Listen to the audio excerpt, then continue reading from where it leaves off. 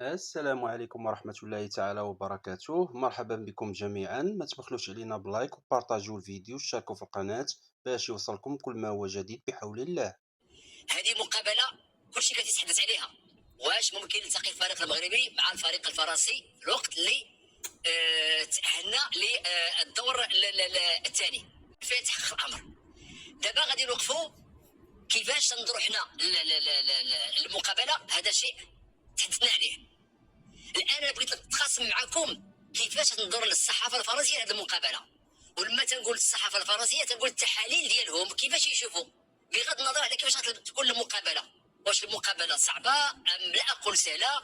شنو هي الجوانب اللي يمكن الصحافه الفرنسيه تيبغيو يساعدوا بها المدرب؟ وان كان المدربين ما تنقولش منهم تيقراو الصحافه، ولكن كاين تاثيرات بطريقه غير مباشره لانها تشكل الراي العام. ديروا لايك اخوتي. قريت بالنسبه للصحافه الفرنسيه المتخصصه، كاين اللي دار قراءه في المقابلات كامله ديال الفريق الوطني المغربي، وبغاو يشوفوا شنو هو يعني القاسم المشترك ما بين المباريات. شنو لقينا؟ لقيتهم بالحرام هما اللي لقاو بانه الفريق الوطني المغربي في كل مقابله يتمشكل، وبالتالي وضعوا تساؤل تيقول شكون هو شنو هي النسخه اللي غادي تواجه المنتخب الفرنسي؟ واش انه وهبي كل مقابله تيدير لها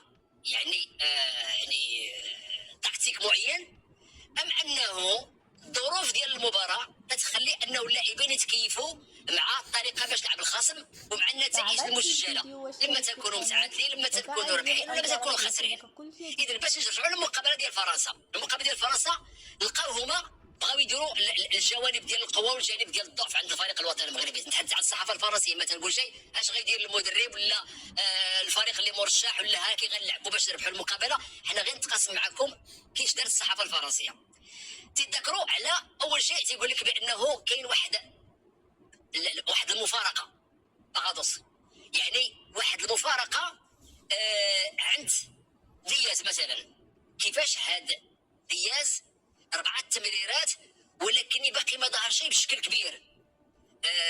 تيشوفوا في بانه واحد اللاعب صعيب تنبأ عليه كيفاش غيمكن يكون لاعب عنده امكانيات وعنده مهارات. هذا يعني بحال بوحده. كاين جانب اخر مرتبط مجموعه من اللاعبين تهضروا على العناوي وأوناحي بالخصوص، وايضا بوعدي. تيقولوا بانه هاد اللاعبين بالرغم انه في احدى المباريات ضيعوا بزاف ديال الكرات، ولكن تيذكروا عليهم على انهم هما اللي تيصنعوا الحملات المضاده اللي مسمينها اكس اكس ال، يعني انهم السرعه ديالها والخطوره ديالها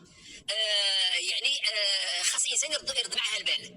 اذا هما تيحطوا الجانب السلبي مع الجانب الايجابي. تذكر الدفاع، تيقول لك وسط الدفاع ديال الفريق الوطني المغربي من نهار اللي مشى رومان سايس وغياب نايف اكرد، الان كاين عيسى ديوب. تيذكروا على بانه لونسيان تولوزا لانه كتلعب في تولوز، وتيذكروا على واش غيكون حاضر شديد الرياضه او لا.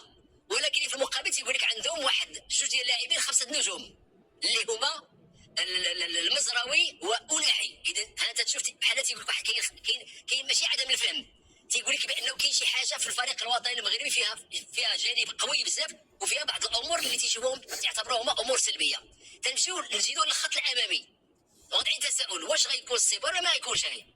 ولكن القاسم المشترك في هادشي هذا هو انه الفريق الوطني المغربي تيقول لك واش امتلاك الكره هو السلاح ديالو الحقيقي، ام انه امتلاك الكره هو نابع على انه الفريق الخصم هو اللي تيخلي له المساحات او تيخلي له الكره باش يلعبوا الحملات المضاده.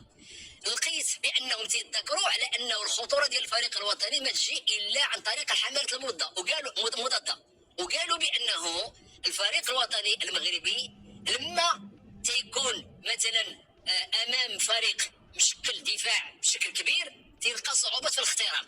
اذا خلاصه القول انه الفريق الوطني المغربي عنده جوانب ايجابيه وجوانب سلبيه بحال كاع الفرقي. ولكن انا تنقول الصحافه دابا ما تنذكرش على المدرب، حيت المدربين كل واحد عنده قراءه، والقراءه ديال الصحفي غالبا ما تختلف عن القراءه ديال المدرب الا في حالات قليله.